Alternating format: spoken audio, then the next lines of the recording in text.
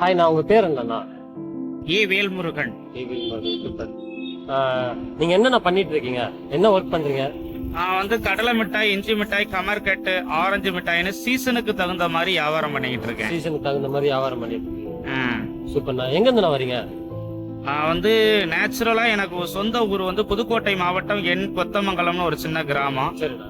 இப்ப தற்போது வந்து நான் வந்து பொலிச்சலூர்ல தங்கி இருக்கேன். பல்லாவரம் பக்கத்துல பம்மல் பொலிச்சலூர். சரிண்ணா. தினமும் டிராவல் பண்றீங்க, அதுல உங்களுக்கு எவ்வளவு சிரமமா இருக்கு நீங்க பண்றது? சிரமம்ங்கிறது வந்து நிறைய சிரமங்களை சந்திக்க வேண்டியது இருக்கு. இப்போ வியாபாரம் பண்றோம், புதுசா வியாபாரம் பண்றவங்களுக்கு ஏகப்பட்ட சிரமங்கள் இருக்கு.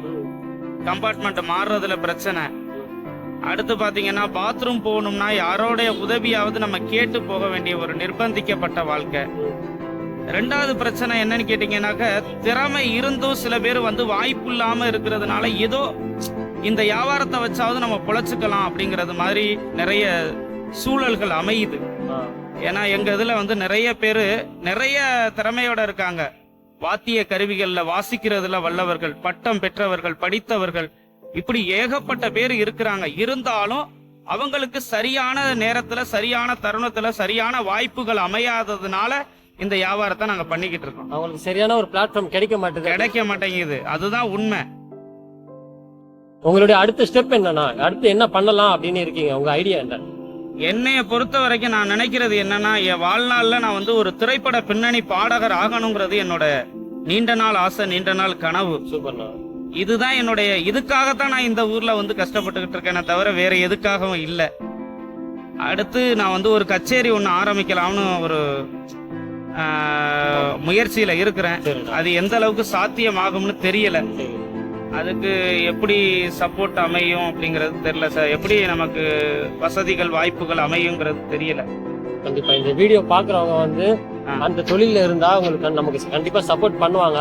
கண்டிப்பா அது பார்த்தா நமக்கு கரெக்டான ஒரு பிளாட்ஃபார்ம் வந்து சேரும்ன்றத நான் கண்டிப்பா வேண்டிக்கிறேன். இந்த சொசைட்டிக்கு நீங்க ஒரு விஷயம் சொல்லணும் அப்படின்னா அது என்ன விஷயம் சொல்லுவீங்கன்னா? கண்டிப்பா நிறைய விஷயங்கள் சொல்லணும். ஆனா சொல்லக்கூடிய இப்போதைக்கு எனக்கு மனசுல படுற விஷயத்த கொஞ்சமா சொல்லிடுறேன். அதாவது கையெழுத்தே போட தெரியலனாலும் கஷ்டப்பட்டு கார் வாங்கி கொடுக்கறாங்க.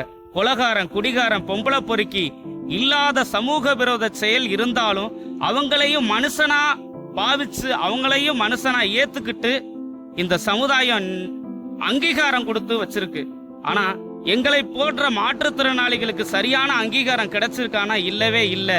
ஒரு பொண்ணு கொடுக்கறதுலயும் சரி, ஒரு வேலை அமைச்சு கொடுக்கறதுலயும் சரி, எல்லாத்துலயுமே நாங்க கஷ்டப்பட்டுக்கிட்டு ஒரு பின்தங்கிய நிலைமையில தான் இருக்கிறோம். அந்த பின்தங்கிய நிலைமை மாறணும். அதுதான் என்னோட பேராசை, கனவும் கூட, லட்சியமும் கூட.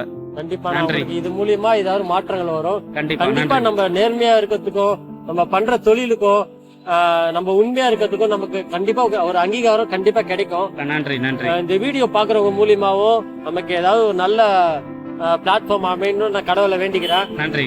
ஒரே ஒரு விஷயத்த மட்டும் இந்த வீடியோல நான் சொல்ல, ரெண்டு விஷயத்த நான் சொல்லணும்னு ஆசைப்படுறேன். கண்டிப்பா சொல்லுங்க. அதாவது கலைஞனா இருந்து 2 நடிகர்கள் இறந்து போனதுக்கு என்னால போகவே முடியல. ரொம்ப கஷ்டம். புரட்சி கலைஞர் விஜயகாந்த் சார், போண்டாமணி சார், இவங்கெல்லாம் இறந்துட்டாங்கன்னு சொல்லி கேள்விப்பட்ட உடனே போக முடியல. ரொம்ப கஷ்டமா இருந்துச்சு. அதை வந்து ஒரு வீடியோ, ஒரு இரங்கல் செய்தி கூட என்னால தெரிவிக்க முடியாத ஒரு சூழ்நிலை ஆகி போச்சு. ரொம்ப வருத்தப்பட வேண்டிய சூழ்நிலை, சந்தோஷப்பட வேண்டிய சூழ்நிலை. அப்படின்னு சொன்னா என்னுடைய வாழ்க்கையிலேயே நான் வந்து திரைப்பட பின்னணி பாடகர் ஆகணுங்கிறதுக்கு கனவுக்கும் ஆசைக்கும் ஒருத்தவங்க எனக்கு தூண்டுகோலா இருந்தாங்க. அவங்க தான் எஸ் ஜானகி அம்மா.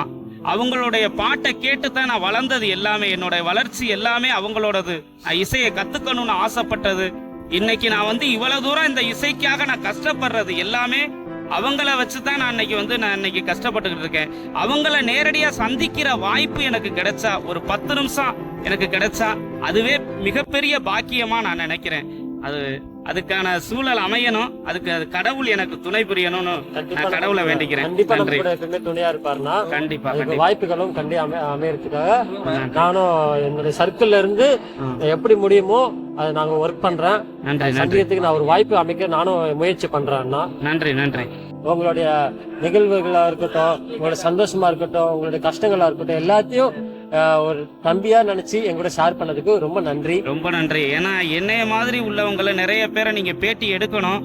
பேட்டி எடுக்கிறது மட்டும் இல்ல, அவங்களுடைய திறமை வந்து வெளிப்படணும், மேம்படணும், மேலோங்கிய நிலைக்கு போகணும். மீடியாக்காரவங்க எல்லாருமே முன் வந்து நிறைய பேருக்கு வாய்ப்புகளை கொடுத்து, அரசு துறையிலையும் சரி தனியார் துறையிலையும் சரி வேலை வாய்ப்புல எங்களுக்கு வந்து சரியான முன்னுரிமை அளிக்கப்பட்டு நாங்களும் சமுதாயத்துல முன்னேறதுக்கு எங்களுக்கும் சரியான வழி கிடைக்கணும் அப்படிங்கிறது தான் இதன் மூலமா நான் தெரிவிச்சுக்கிற ஒரு தாழ்மையான வேண்டுகோள், என்னோட ஆசை, என்னோட கனவு.